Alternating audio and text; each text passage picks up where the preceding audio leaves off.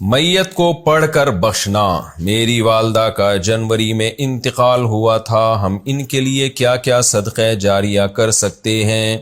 نیز کیا ان کو کچھ پڑھ کر بخش سکتے ہیں؟ یہ کہاں تک صحیح ہے اور کیا اس کا ثواب میت کو پہنچتا ہے؟ مسز عمر ریاض سے۔ قرآن کی تلاوت وغیرہ پڑھ کے میت کو ثواب پہنچانا، جس کو ایصال ثواب کہتے ہیں، اس میں یہ اختلافی مسئلہ ہے۔ احناف کے ہاں یہ جائز ہے، بعض فقہا اس کی حقیقت کے قائل نہیں ہیں۔ تو انسان کو ایک فقہ کو فالو کرنا چاہیے اور دوسرے فقہا کا بھی احترام کرنا چاہیے۔ اس کے دلائل کیا ہیں احناف کے، وہ میں کئی بار مسائل میں ریکارڈ کروا چکا ہوں، مضبوط دلائل ہیں۔ لیکن اتنی بات تو بہرحال ثابت ہے کہ اتفاقی چیز کیا ہے، وہ یہ ہے کہ پیسوں کا صدقہ کیا جائے۔ اس میں تمام فقہا کا اتفاق ہے کہ اس کا ثواب میت کو، جو بھی یعنی معتد بھی فقہا ہیں، جو ان کا اتفاق ہے کہ اگر آپ پیسے صدقہ کرتے ہیں یا کوئی کنواں کھدوا دیتے ہیں یا کوئی اور صدقہ جاریہ کا انتظام کرتے ہیں تو اس کا ثواب تو بہرحال یقینی پہنچتا ہے۔ اور حدیث میں بھی یہ چیز منصوص ہے۔ نبی صلی اللہ علیہ وسلم سے ایک صحابیہ نے پوچھا میں اپنی ماں کی طرف سے صدقہ کرنا چاہتی ہوں، افاتصدق عنہا ان امی توفیت عنی، میری ماں کا انتقال ہو گیا ہے، افاتصدق عنہا، کیا میں ان کی طرف سے صدقہ کروں؟ آپ نے فرمایا ہاں۔ تو اس لیے زیادہ فوکس جس چیز کو کرنا چاہیے وہ ہے پیسے صدقہ کریں اپنی والدہ کے لیے، اور کوئی مدرسہ بنا دیں، مسجد بنا دیں، یا مسجد میں تعاون کر دیں، یا مدرسے میں تعاون کر دیں، یا یتیم خانے میں تعاون کر دیں۔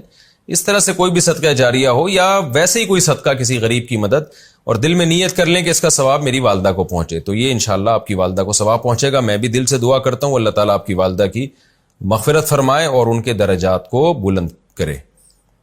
قرآن بخشنے کا طریقہ کیا ہے؟ قرآن مجید بخشنے کا صحیح طریقہ کیا ہے؟ کہتے ہیں کہ پہلے الحمد شریف پڑھے گا، پھر حمد و ثنا کرے گا، پھر تینوں قل پڑھے، پھر اس کے یہ کہے کہ اس کا ثواب ہمارے نبی صلی اللہ علیہ وسلم کو اور اس کے بعد حضرت آدم سے لے کر قیامت تک آنے والے تمام انسانوں کو پہنچائے، پھر آخر میں جس کے لیے قرآن پڑھا گیا اس کا نام لے کر بخش دے۔ کیا یہ طریقہ صحیح؟ آفرین انڈیا سے۔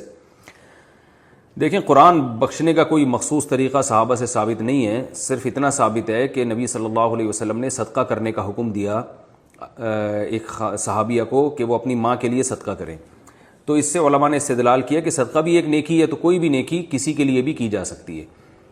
تو بہتر تو یہی ہے کہ جس چیز کا حدیث میں صراحتاً ذکر ہے اسی کو فالو کریں، یعنی صدقات و خیرات کیا کریں میت کے لیے۔ لیکن کوئی قرآن یا کوئی اور نیکی پڑھ کے بھی اگر ایصال ثواب کرنا چاہتے ہیں تو بھی ٹھیک ہے، اس کا کوئی خاص طریقہ نہیں ہے، بس دل میں نیت کر لیں کہ اللہ اس کا ثواب فلاں کو پہنچے۔ باقی یہ جو کہا جاتا ہے پہلے الحمد شریف پھر فلاں پھر یہ، اس کا کوئی ثبوت نہیں ہے۔ کوئی بھی نیکی کسی بھی طریقے سے کی جا سکتی ہے اور دل میں یہ دعا کی جا سکتی ہے اللہ اس کا ثواب فلاں کو پہنچا دے۔ رہا یہ مسئلہ کہ اتنے ساروں کو پہنچا دے، آدم علیہ السلام سے لے کر فلاں لوگوں تک، پھر تمام پیغمبروں تک، صحابہ تک، تو یہ بھی جائز ہے کیونکہ ناجائز ہونے کی کوئی دلیل نہیں ہے۔ لیکن اس میں علماء کی دو رائے ہیں۔ بعض علماء یہ کہتے ہیں کہ ثواب تقسیم ہو کے پہنچتا ہے، تو جتنے لوگوں کو شامل کریں گے ثواب ڈیوائیڈ ہو جائے گا، اور بعض کی رائے یہ نہیں کہ نہیں تقسیم نہیں ہوتا بلکہ ہر ایک کو پورا پہنچتا ہے۔